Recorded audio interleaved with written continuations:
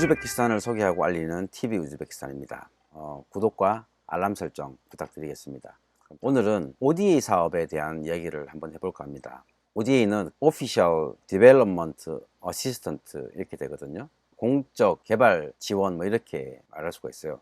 우리나라가 전쟁이 끝나고 힘들 때 선진국들이 우리나라 많이 도와줬죠. 밀가루도 갖다 주고 학교도 지어주고 여러 가지 우리나라에 필요한 것들 많이 지원해 줬었는데, 지금은 이제 우리나라가 아프리카나 중앙아시아 또는 동남아시아에 도움이 필요한 그런 나라들에 특히 이제 교육이나 의료나 어떤 사회 인프라 쪽에 지원하는 그런 사업인데, 이 ODA 사업에는 두 가지가 있어요. 하나는 이제 무상 지원, 예를 들면 이제 코이카 같은 데서 하는 무상으로 병원이라든가 학교라든가 또는 뭐 교육 기자재 그런 것들을 이제 사주는 거죠. 또 다른 한편에서는 이제 EDCF, EDCF는 이제 돈을 빌려주는 거예요. 대출을 해주는 건데, 보통 이제 EDCF는 우리나라에서 지원해 주는 거는 그 나라 정부에 대출을 해주는 건데, 보통 이제 15년 거치에 상환 기간이 한 40년 정도 돼요.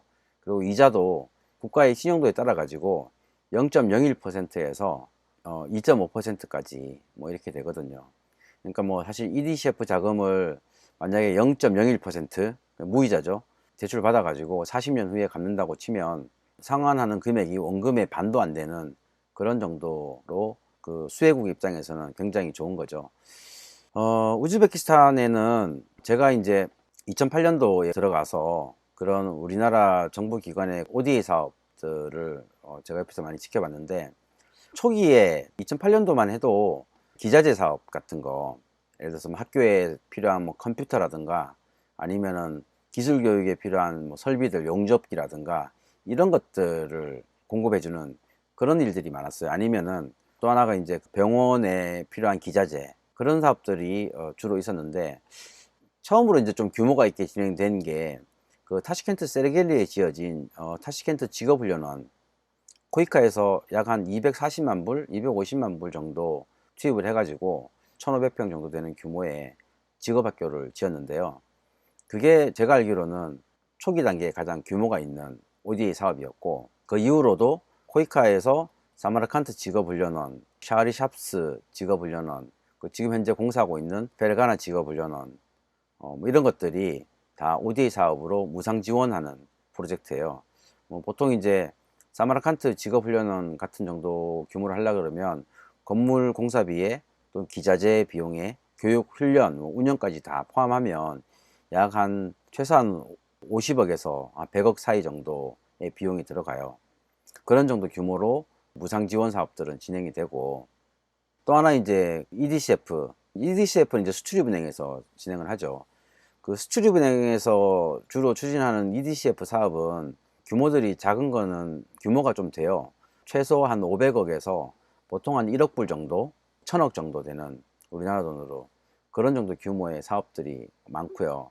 우즈베키스탄에서 그 EDCF로 좀 규모가 있는 프로젝트는 제가 있는 동안은 타시켄트 아동병원 하나 정도였었어요. 타시켄트 아동병원이 약 한 1000억 좀 더 들어간 걸로 제가 알고 있는데, 건설비가 한 400억 원 정도 들어갔고, 병원 기자재와 그리고 이제 교육비 이런 것들이 한 600억 원 이상 들어간 걸로 제가 알고 있고, 그 외에 타 기관들, 예를 들어서 뭐 생산기술연구원이라든가 아니면은 뭐 문화관광부에서 추진한 사업들도 있었는데, 지금 그 파르크 바부르 공원 옆에 지어진 섬유 테크노파크라고 섬유 기술연구소가 있어요. 그것도 한 100억 정도 들어간 사업인데 우리나라 정부가 무상으로 지원을 해준 그런 프로젝트예요. 저는 이제 그 프로젝트에서 감리 부분을, 사실은 이제 제가 설계에 입찰에 참여했었는데 낙찰이 됐죠. 근데 컨소시엄으로 들어가는 바람에 주관사가 아니었고 서브로 돼 있었는데, 이제 막판 협상에서 좀 기분이 나빠가지고 빠졌어요. 그냥 설계에서는. 그래서 이제 감리만 하게 됐죠. 그리고 그거 말고 타시켄트에 있는 한국문화예술의 집 같은 경우는 이제 문광부에서 추진한 사업인데, 그거 같은 경우도 한 100억 정도 들여서 무상으로 지어준 거예요.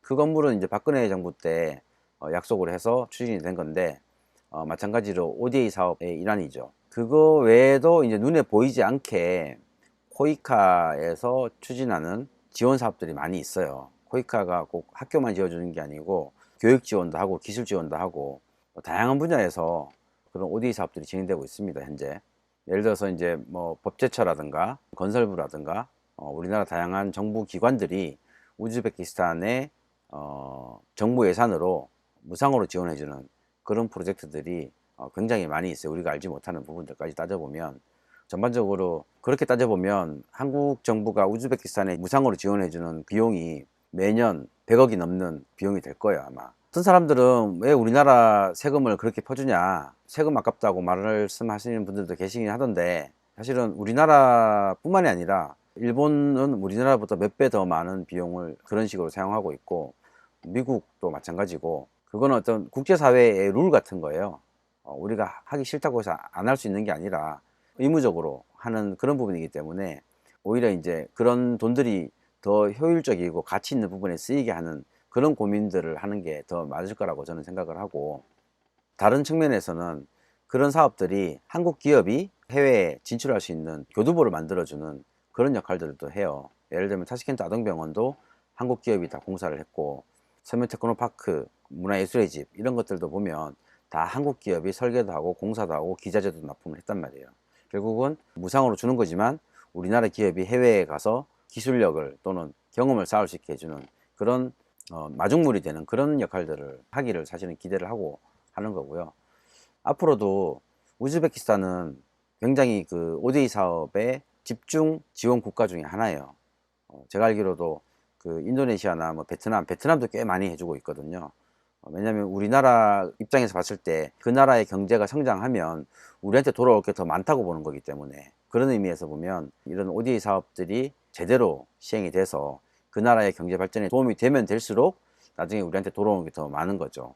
그러면서 이제 한국 기업들이 또 같이 따라서 국제사회의 리더로서의 그런 역할도 하면서 또 실리도 챙길 수 있는 뭐 그런 프로그램이 ODA 사업입니다. 이제 이후로도 타시켄트 종합병원 거기도 한 1,500억 정도 예상이 되고 있고, 그리고 뭐 화학연구센터 타시켄트 인근의 장기야타 지역에 지어지고 있는 의학 클러스터 공단을 만드는 그 인프라에 대한 부분들도 우리나라에서 이제 EDCF, 제가 알기로는 EDCF로 지원이 되는 것 같고, 약학대학교도 하나 이제 건립하려고 하는데 거기에도 좀 이야기가 있고 등등 따져보면 굉장히 앞으로도 ODA 사업으로 한국과 우즈베키스탄이 같이 할 수 있는 것들이 많이 있습니다. 어떤 분에게는 뭐 사업의 기회로 작동할 수도 있고, 다른 분에게는 간접적으로 한국과 우즈베키스탄의 그런 관계가 돈독해지면서 그 순풍의 어떤 도움을 받아서 사업이 또 될 수 있는 부분들도 있으니까, 그런 사업들이 어떻게 돌아가고 있는지 조금씩 관심을 가지시는 것도 괜찮지 않을까 생각합니다.